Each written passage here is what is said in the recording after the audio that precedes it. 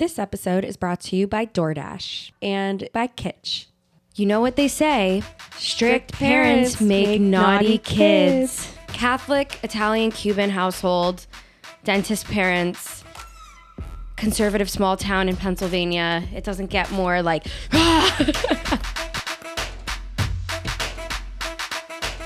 yeah. So Gabi and I were raised by dentist parents who met in dental school, and our father is 100% Italian and very old-fashioned, and our mother is 100% Cuban and very old-fashioned.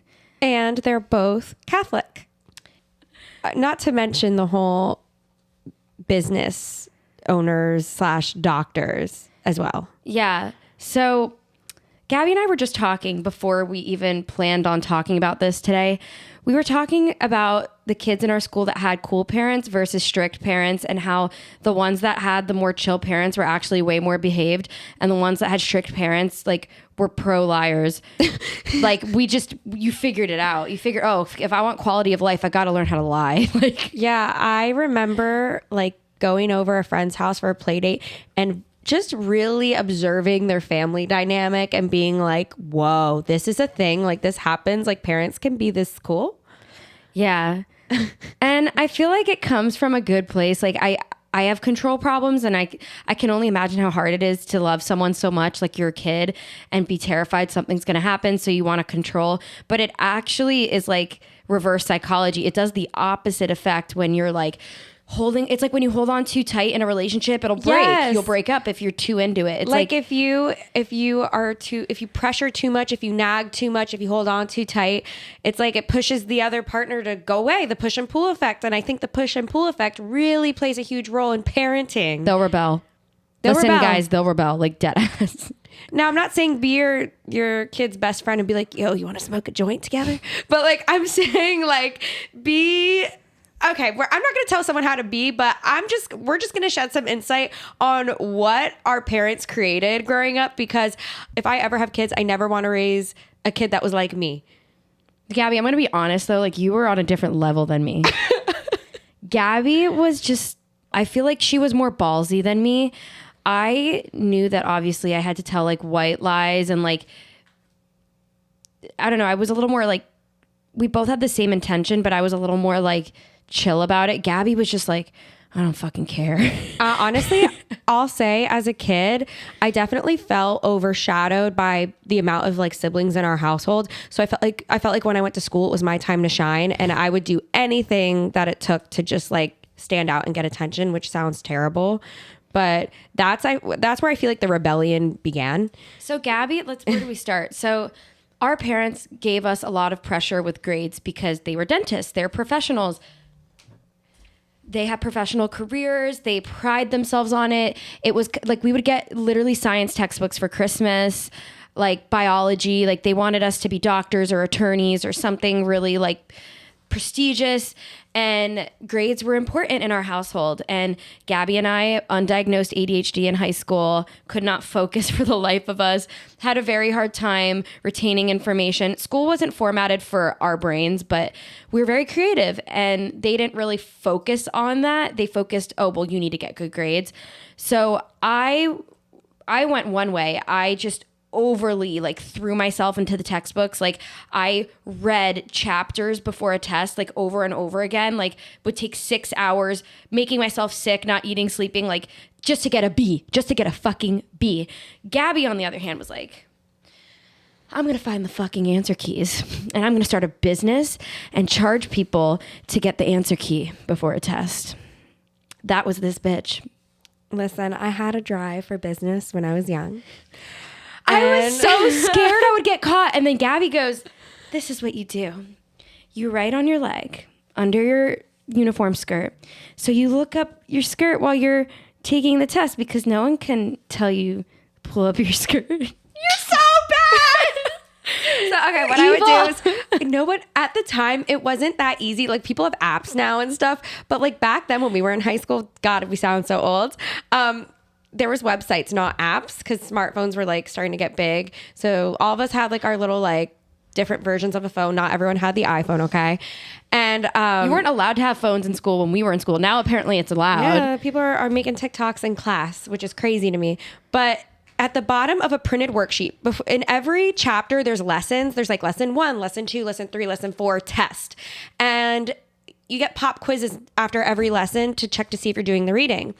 So if you look at the bottom of your textbook pages, there's websites. And so at the bottom of a worksheet, God, am I teaching people how to cheat? At the bottom of a worksheet, there's a website also. So I would search on Google on my computer, the website name at the bottom of the worksheet, the lesson and like the dash and the slashes, and then write answer key next to it in the Google search. Then all of a sudden I find an answer key.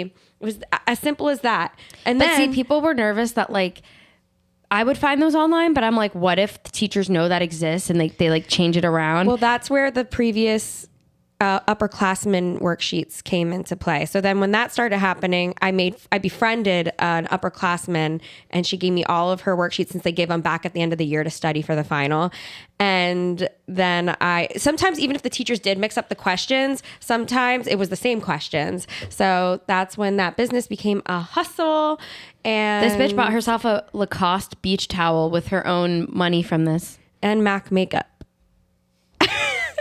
You were also the first person to get me to steal What? Mm-hmm. What? Wait, what? Charlotte Russe. When? Wait, what? I don't remember this. Gabi, it was like 2011. We were shopping for like a school dance, and you're like, just put these earrings in your bag and walk out. I remember the earrings. They were like big earrings. They were like purple and like big. I don't remember this. The era where we wore tight skirts, like the black skirts that went with every top. I didn't even know I stole from Charlotte Russe. Gabi, you were like, What? I mean, people, I've seen TikToks where it's like people are like opening up about their like, ooh, their first time like doing. Oh my God. Mine was Charlotte Russe. I think yours was Claire's. No. Limited 2? No, I think it was Victoria's Secret. Oh yeah, you're a Victoria's Secret girly. That's the other thing. So our parents, like, they did well. They worked really hard. They deserve everything that they have. Like, they went to school. We were raised very fortunate. However, we were not given everything we wanted. Like, yeah, we had a nice house because our parents wanted a nice house. They deserve a nice house. So people in our high school they would say, oh, Niki and Gabi are rich. And in my head, I'm like, no, my parents are rich. Because when it was time to go to the mall, our parents would give us like $20 if we were lucky. Yeah, at 15 years old, I made a whole vlog on this. At 15 years old, our parents said if you want like command hooks for your bedroom, if you want folders for your classes, if you want a t-shirt at the mall, you got to make your own money. We're not going to give it to you anymore. If you want a movie ticket. And that's when Niki and I threw ourselves into the work field, was 15 years old. And that's why it always bothered me when people would comment on my TikToks if I'm showing nice things. That some comments will be like, "Oh, to have inherited family money," Whoa. And I'm like, "Whoa, I remember literally crying my eyes out because my mom wouldn't give me money to get command hooks when I was 15. And they weren't like greedy or anything. They just were trying to teach us the hustle, which obviously it worked. It worked. I just want to say, me and Gabi have like had a drive to get ourselves our own things since we were 15. I remember like a frozen yogurt place being built next to our house, and I watched it get built. And the day that it looked kind of ready, it wasn't even open yet, I showed up in my car and I said, do you have an application I can fill out? Because I wanted to work Actually, at no, frozen we were yogurt. so young. You didn't show up in your own car. We showed up in the back of Mom's car. She was driving. Oh my God. That's how young we were. Yeah. We couldn't drive. But yeah, Gabi and I like went through that phase, the 5-finger discount phase. We've gone through a lot of phases. Like, I feel like Niki and I were partying way before everybody else because of the strict parents. We were getting involved into different things that like the friends that had cool parents weren't getting into. One being like those sleepovers with the alcohol bottles. Okay, yeah. So our parents also really thought we'd never have a rebellious phase. So they just left all their hard liquor just like on display in like the wine cellar. So our class didn't start having house parties till like junior year. But I remember fall 2011, junior year, a kid in our class was notorious for his parents going out of town, and he would throw a party. His parents would go on vacation every weekend. Like, I want to be them. Like, I want to be them. Now that we're older, I'm like, oh, they're probably like a very healthy like marriage and healthy sex life kind of thing. Yeah, like shit. But he would always throw parties, and I remember I was like, Gabby, how are we going to get there? Because we have to be there. We're partiers, like we have to be there. And everyone had to bring alcohol. So I was like, all right, mom and dad literally have it on display, but how do we get there? And Gabby goes, listen, we're going to say we're staying at this friend's house because she's not close enough to her mom even knows how to get in contact with the parents. Oh, wait. I remember this. You were like you came up with the plans and I just followed suit. You Did it work? I forget. Did it work? Yes. Yeah. But like Gabby was smart with this friend choice because we had recently been talking about this new friend, but it wasn't like we weren't like close enough. We only hung out once. My mom would have no idea how to contact her. But my mom believed it because it's like we've been talking about this new friend, you know? Mm-hmm. So it was great. So my mom, I feel so bad. She didn't know she was dropping you She off at a boy's house. Well, Gabby had her senior boyfriend at the time take her, but my mom drove me to this house party not knowing it was a house party and dropped me off. That's so mean. That's horrible. Does mom ever know that to this day? Yeah, I felt like I had a devil horns. I was like, oh. Didn't when push came to shove, didn't his parents call every single parent of one of the parties? One of the parties, they came back and things were destroyed, and then like they sat him down and made him list all the people that were there, and then they called all the parents. And remember, mom was like, I can't believe you had me drop you off. Do you remember? Someone like puked all over the washing machine or something. Yeah. Oh yeah, I think it was you, Gabby. No, I didn't. I never got drunk at those parties. I thought you threw up all over the gray like garage floor. No. And then like people were you were chasing Thomas outside. It was that night. It was the wild one. So, obviously the first house party went well. No, like when we all saw each other back in school that like following Monday, we're all like, hey, like yeah, like we did that. That was a crazy one. But then we realized, we can do this every time, like because it all worked. So obviously, like we got caught like after a few parties, but it was great while it lasted. And I just remember that was the year we started drinking, but that wasn't our first time drinking. Our very first time drinking, we were sophomores in high school, and we had our two best girlfriends stay over. And this is so embarrassing, but I don't give a fuck. Our parents didn't trust me and Gabby enough to house sit while they were away. So they would hire somebody to come, like a family friend, to come sleep at the house to make sure like we weren't up to no good. They had to suspect something. I don't think they thought we would go to house parties, but I think they thought that we would have no problem inviting people to our house. Yeah. So they would have this like older friend of ours. They're idiots because even though she was 25 and we were 18, we were still friends with her. But they had her come house sit, and me and Gabby tried sneaking it around her because we just, at that point, were like, we can't get caught. So I remember we had our best girlfriends stay in the basement we have a finished basement with a living room.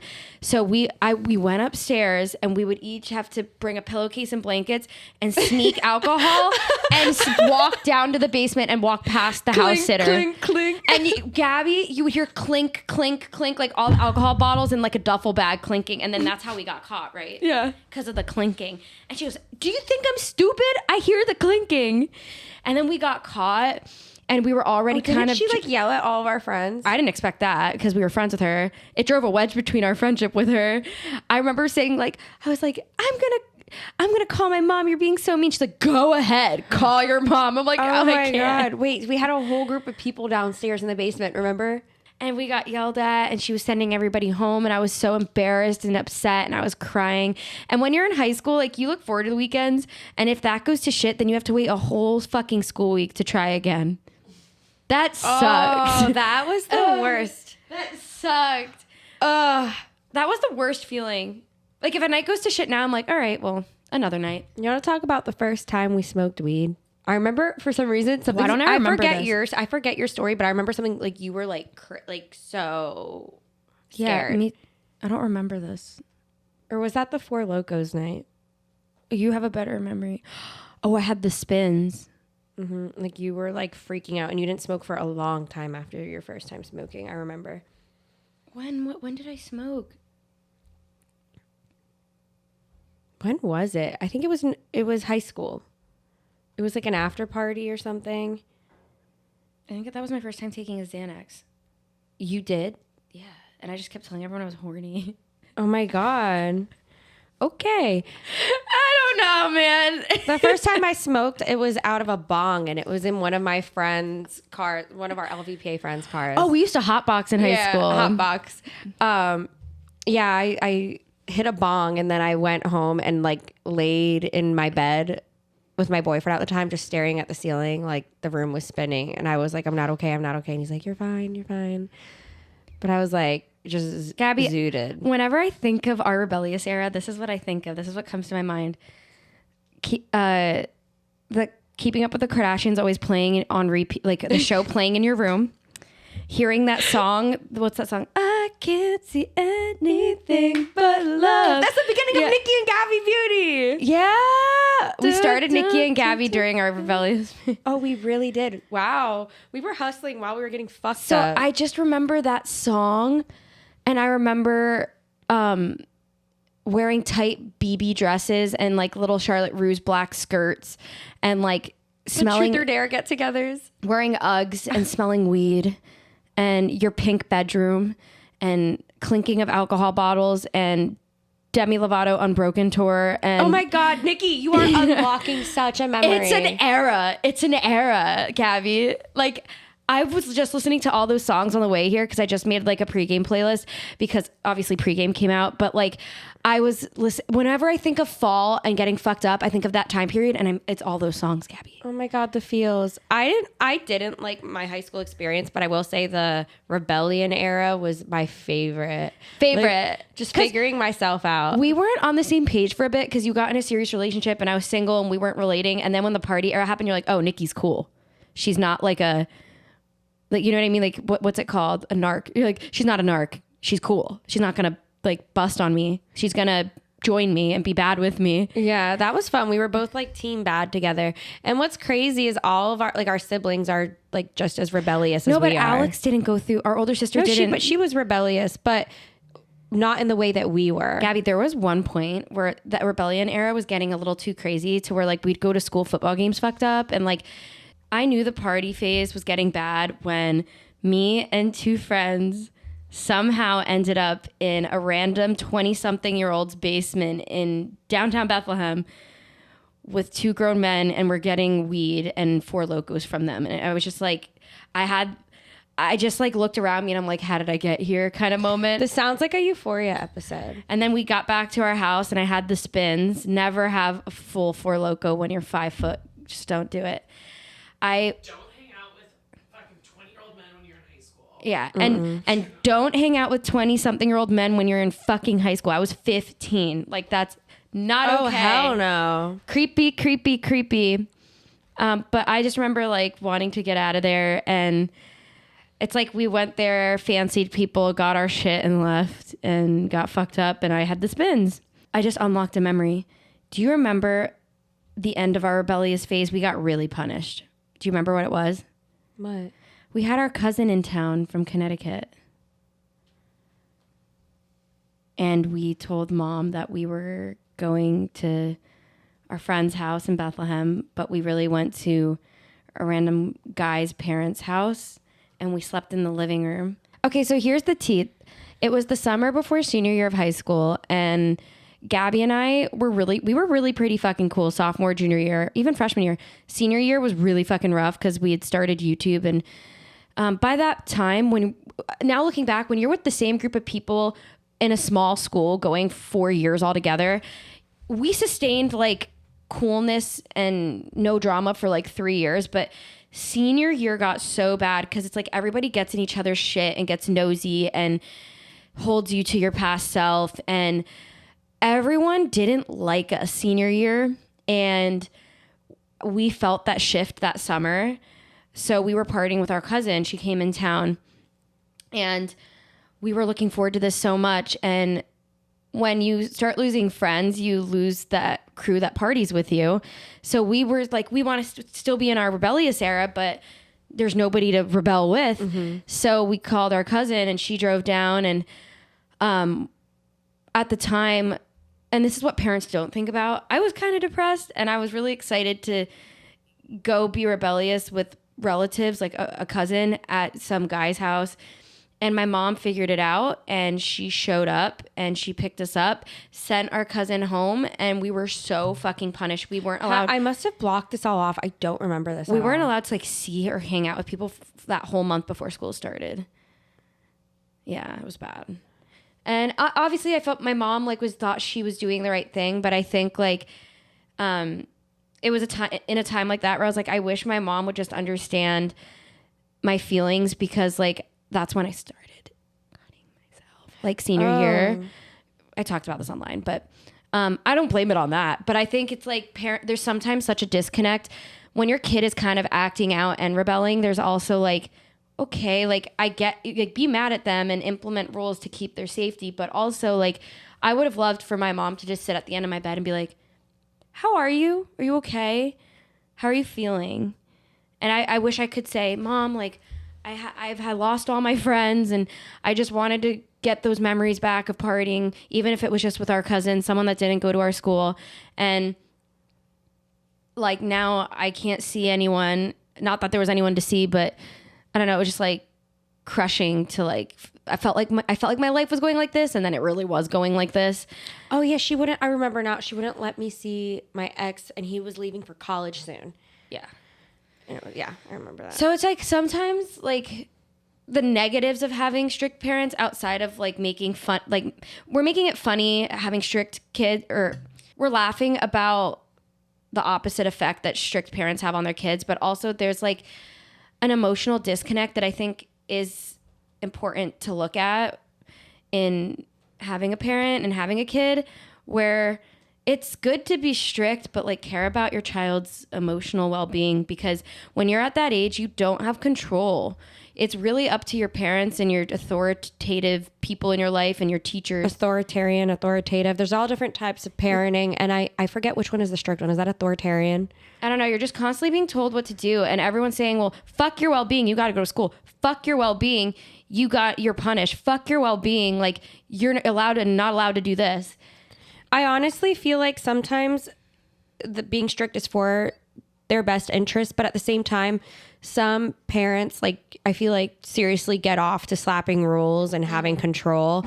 And I do feel like, in all due respect, I get it. Like, being a parent is hard and you want to go to bed early and you want to be able to like not have to wear a bra in your own house. But it's like sometimes like your kids genuinely like need certain things outside of school and homework and eating dinner and going to bed. And I feel like that's just a conversation that should take place at some point, because I do feel like you and I suffered. You had depression. I had very bad anxiety, and it was during these high school years. And I think maybe my high school experiences, I don't want to go back and I think negatively on them, because I would never go back. I wasn't happy at all. I felt like I was trapped in school and I felt like I was trapped at home. And I think that's why I got into like a very bad relationship in those years, because I felt like a way out. I feel like people that had really chill upbringings and emotionally available parents would go back to high school. Like, some people genuinely peaked in high school. Some people had great households, great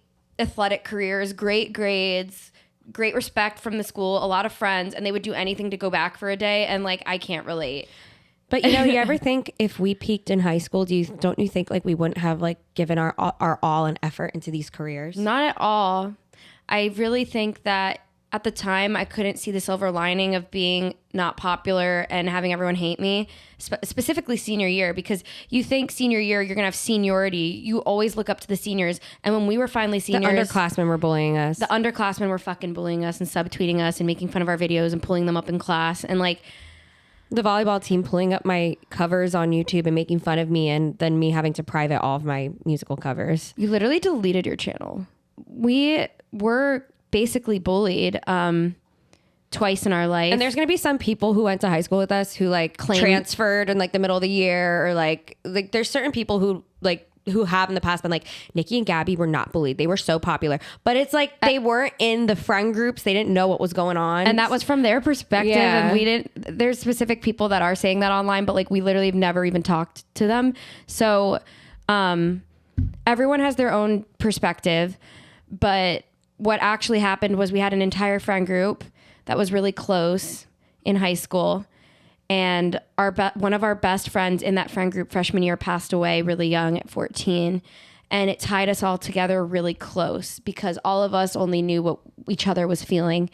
And we all stayed really close, that same friend group, up until literally the summer to senior year.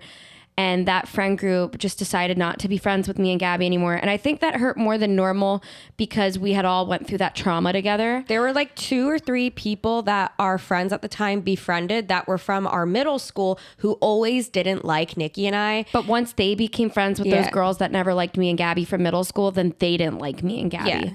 And they all would like watch our videos and make fun of them. And there was a time where like sock buns were popular and Gabi used to wear sock buns to school every day. And then there was this shady as fuck Instagram post where they all put socks in their hair and they were like National Sock Bun Day or something like that. They put like a literal sock over a ponytail and everyone took their turns and they made taking a fucking collage of everybody's ponytails. And I'm pretty sure they're all nurses now. Yeah. I just remember like that kind of bullying happened. And obviously like the people that weren't in our situation in high school wouldn't know that because that was happening in our friend It was group. internal. Like you wouldn't, if someone from the outside wouldn't really know unless they went on Twitter. And I think me and Gabi did a really good job of like, we were bullied before in middle school and then senior, like 7th grade and senior of high school, those stick out to me. And I think because we had been through it in 7th grade, we were really good by senior year, knowing that we were leaving like the high school that year. We were a little bit more fuck it. Yeah, we were just like eye roll. We were like, whatever. But we would be upset about it. Like I was literally self-harming, but like the tires getting slashed, our parents' front lawn getting forked, like yeah, like our cars were fucked with. The police having to get called.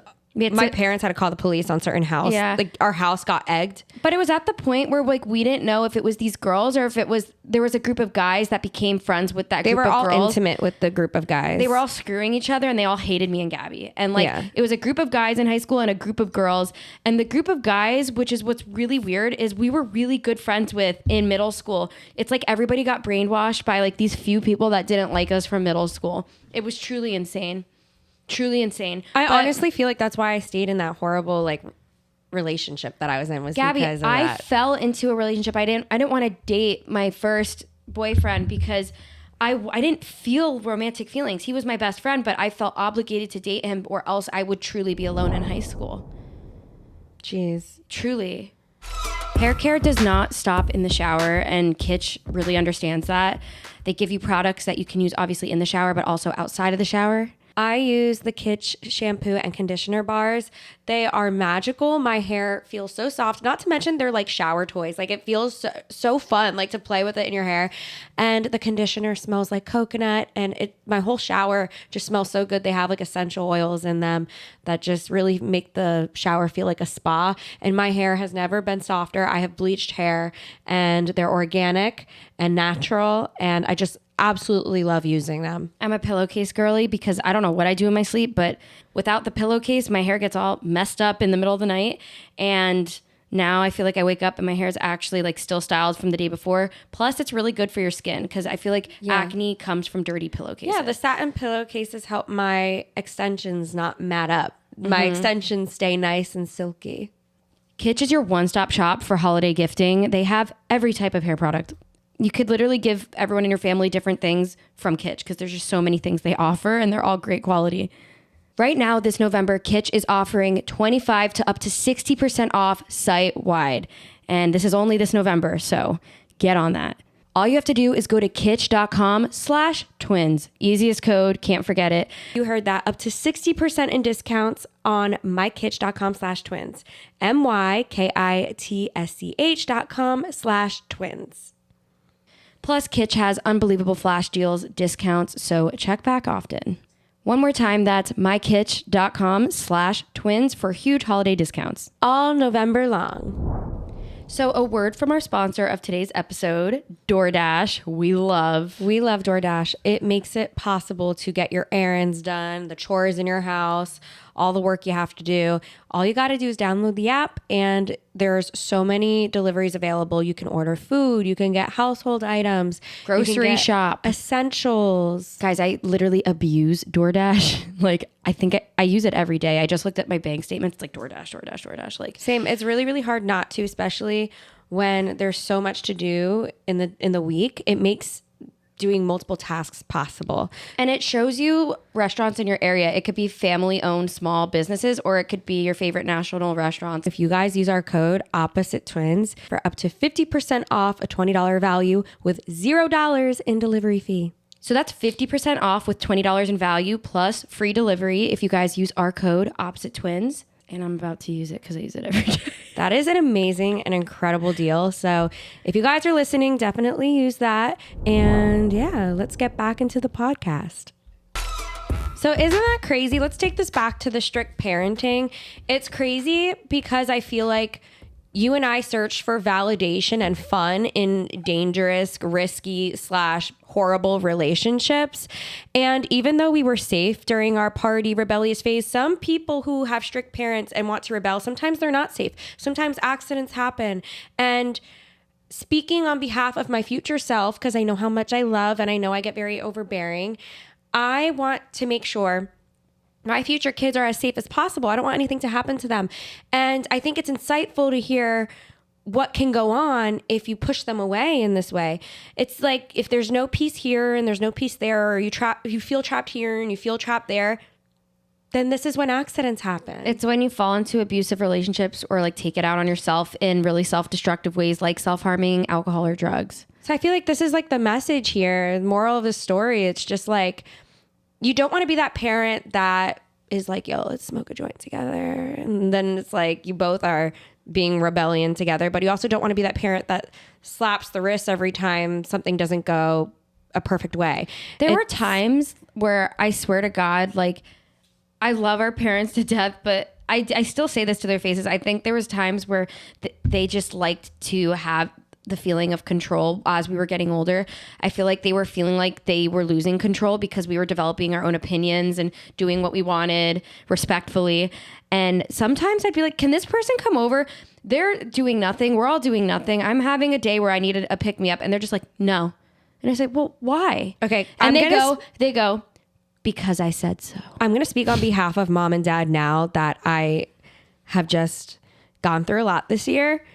I totally understand why they would just say no, just to say no, because you run a business, like you're relaxing, you have so much to do, like such a big to-do list, all these kids, all their curriculars, and then you just relax and then they want to have a play date. Like, I'm sorry, but this is reason 112 why I could see myself not embracing the whole family thing, because I love to work and I love to relax, and I can't even imagine trying to appease that need in a child that wants to hang out. When like that would happen. Like I was teen. like 16 and I was just like, my friends are going to this local Dunkin' next to the high school. Can I just go after school? She'd be like, no.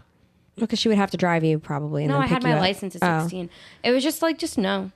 Oh, well, I'm just speaking on behalf of if I was just like a parent and like like my kid was just like, oh, can I just hang out with this person? Can I have this person over? And I'm just like laying on the couch in pajamas watching a movie. No. I mean, but at the time you get angry because you don't get that. But as you get older, you get it. But there were just times where like, even when we were in like 3rd grade and there was a cool birthday party happening and everyone was talking about it. And we're like, can we go? And mom's like, where is it? Who is it? No, you're not allowed. Oh yeah, we weren't allowed to have sleepovers for a while. I remember one time this really cool girl in our class in 1st or 2nd grade had a pool party sleepover party in her new house, and she had like a mansion. Everyone she had like a movie theater room where all their sleeping bags were spread out. Looked so fun. Nikki and I, well, not only were we not allowed to sleep over, but we weren't allowed to swim because we had just gotten our hair cut. Was that why we weren't allowed to? Yeah. Swim? We weren't allowed to swim because we just got a haircut. And I guess from a parent's perspective, then we'd have to wash our hair again. And it's just another thing to do. So we I thought it was weren't, because we had ear infections or something. no, it was a haircut thing. And we weren't allowed to swim. And then we also weren't allowed to sleep over. And I remember I tried to pretend to fall asleep in the movie theater room so that I'd be allowed to sleep over. And our mom carried us out pretending to sleep to the car. And then we cried the whole way home. I know. I bet I get it. It's just Yeah. every parent has their own anxieties. Maybe we don't know anything about those kids' parents. Maybe she knew something we didn't, or Yeah. you can't tell your kid everything. Yeah. So Can't tell your kid everything. I don't know. Let us know if you guys ever played that game where you pretended to either fall asleep at a friend's house to stay there and then your parent takes you out holding you, or did you like practice and rehearse let's have a sleepover dance with your friend to ask for a sleepover? One of our best friends from middle school recently cleaned out her old purses and found all these notes that we would write to our parents begging them to have a sleepover. We would write notes to articulate our feelings, like, please, just this one time, like, blah, blah, in our big bubbly letter handwriting. Such a big deal to have a sleepover. Because it's all we looked forward to because school sucked. I wonder if having sleepovers were that special to the ones that were allowed to have them. Yeah. Or were they that special to us because we weren't allowed to have sleepovers? That's crazy. So I do think it's important to talk about ways we stayed safe through that rebellious phase, because I think there are some people watching that are probably in it. And everybody has to be safe, but also enjoy the quality of your life, but be safe, because these are things that could open the door to really scary, unsafe situations, specifically house parties when everybody's drinking and everybody's exploring Or themselves. when you have no place to go after the party's over to sleep and you don't want to go home. And you don't want to drive drunk. Yeah. Well, Uber wasn't a thing when we were in high school. Nope. We had to like figure out ride scenarios. And I'm glad like there's apps now like Uber and, what's the other one? Lyft. Yeah. So ways that I stayed safe in high school was I didn't want to get too fucked up to where I was out of control, because I didn't know where, like, every time there was a house party, it was a place I hadn't been. So this is my little older sister advice. No one knows how drunk you actually are. You can literally, like, there were times where me and a best friend would act drunker than we were because we wanted to be a part of the cool party, but we didn't get that fucked up because it would go off vibes. If we felt safe, okay, get fucked up, but also within reason. But if it's your first time at this house and there's guys and girls there, I found myself getting drunker the nights it was all girls, but when it was like a co-ed house party, guys kind of scared me. So I would have one drink, not even, and if it was a shot, I would literally get water and pretend it was fucking vodka. Like, you do you. Like, no one knows. Everyone's, especially when they're drunk, they don't know how drunk you are. So get like tipsy, but don't get out of control. That helped me because there were situations where things were happening and I was glad that I wasn't fully fucked up because I was able to use my logic and keep myself safe. You can keep yourself safe. Don't rely on someone else to keep you safe. I wish I could give different advice, but that was my exact advice when I started partying like hardcore in college. I would say up until the end of sophomore year, I was just like not drinking as much as people thought I was because I just wanted to be safe and okay. But I also didn't want people to think I wasn't a blast or wasn't fun. And I knew I didn't need that much to drink anyway to be a blast and be fun. I don't need a drink period to be fun. I just loved the energy when everyone was partying. And it was just chaos. And I loved surrounding myself with pure chaos. So my advice was the same. I see comments about how me and Gabi are pushing 30 and we need to just stop partying and grow up. Oh my God. Well, I'm glad I didn't see those comments. I haven't seen them yet. But well, I'm promoting like a party song. So I see some of those comments saying, Nikki, no one relates. We all have kids now. Yeah, well, there's another group of people who don't. I just think a good time is a good time, and I'll always value a good time. I don't care how old I am. And I think me and Gabi realized how much we were alike during this rebellious phase, because now it's not rebelling. Now it's just a wine night or actually getting drunk at a party. And it's fun. I love weddings because you get fucked up. I love wine nights. But we're not alcoholics. You just love taking the edge off, and just like chilling. Yeah. I feel like anytime you see someone that has fun, the label is like they drink too much, they're an alcoholic. Or you see someone who doesn't do that and you're like, they're lame. It's like not either. Yeah. I feel like anything within reason is okay. But at the same time, if someone wants to party Monday through Friday and they're 28 years old, that's on them. That's fine. Everyone is living a different path. And, you know, maybe you partied a lot in your rebellious phase in high school and you're over it now. But, you know, the party shamers, that pisses me off because everyone's like idea of fun is different anymore. And, you know, just because someone found it fun at a certain age and doesn't mean it's wrong to go through still a rebellion and a party phase now. Also, I do want to talk about the concept of delayed adolescence. This could happen when you have strict parents. This could happen if you grew up closeted and you came out later in life. This could happen because of the pandemic. I heard this term when figuring out I was queer. I realized, why do I want to do things that I wanted to do when I was in high school or younger? Why is my inner child really loud right now? Why do I want to like dance and party and not prioritize things? Why do I want to dress up and do this? And why am I, it feels like I'm getting younger. And I'm like, what is going on? Yes. And I had somebody tell me, I think it was a therapist. It was literally my therapist. No, it was Oh, it was our friend. Our friend who also grew up in this conservative small town going to Catholic schools like us. He's in LA and he's openly gay with a boyfriend right now. And he said, Nikki, it's called delayed adolescence.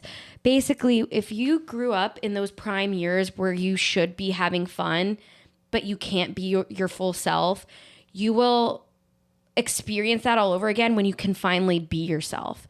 And I'm like, oh my God. To everyone else that got to, I can't imagine living high school being your full self. How fun that was. It feels like a big playground of house parties. That's crazy. Like, we didn't get that in high school or college. I didn't come out till I was 25, like dead ass. So I'm kind of living that now. And I'm having so much fun. When I go to LA, I'm running around like the neighborhood and just like partying. And I'm feeling everything I always dreamed of feeling because I never felt that way. We had to censor how we dressed in high school. We would get made fun of. Our parents wouldn't allow us out of the house with what we wanted to wear. I didn't want to look slutty. I just wanted to express my fashion with like, oh wow, strict parents and having a say in what you wear. Yeah. And we're obsessed with fashion. Oh, and I just self-expression. I wanted to wear leather and cutouts, and they're like, you can't leave the house. I wanted to wear pumps and heels, and I wasn't allowed to wear anything more than 2 inches. Yeah, I wanted to wear eye makeup at such a young age, and my mom would always be like, take that off. Do you remember? My gosh, we got in trouble for putting makeup on at a play date in 5th grade. Oh, we were constantly bringing makeup to school and putting on makeup and coming home in makeup, and our mom yelling at us. Yeah, you would bring your blue eyeliner to school. Wait, this is making me want to even like talk about like Catholic school. We went to Catholic school. On top of having strict parents, we went to Catholic school where there were uniforms. Me and Gabi were fashion girlies, and a long pleated skirt past your knees. That's just ew. With knee-high socks, you need to see some skin, like break it up a little bit, you know? So me and Gabi were always trying to feel our best in these uniforms. So we would roll our skirts. There's actually a video on YouTube of how to like literally break the rules in school and get away with it. I think we have what's it called? Life hacks. Mm-hmm. We're teaching you how to like actually get away with rolling your skirt and looking like it's tucked in when it's actually not. Because our mom wouldn't let us hem our skirts to where we wanted them to be. So we would roll them and then fake tuck our shirts. And I would wear like a t-shirt underneath my polo. We would wear necklaces. A cami underneath the button-up blouse and roll it under the cami so it looks like it's tucked in and your skirt is rolled under that. So this one time we were changing classes in middle school. And something happened so bad that her breath was taken away. And she called an emergency meeting for just the girls It was because of me. In 8th grade. 8th grade girls, 7th and 8th grade girls, this classroom now. So we're all in the classroom, like, what is going on? And she closes the door. And she's like, what did she say, Gabi? She was like, I was in the middle of grading homework. And I looked out the hallway. And a student in this very room was reaching up to her locker, and I saw everything.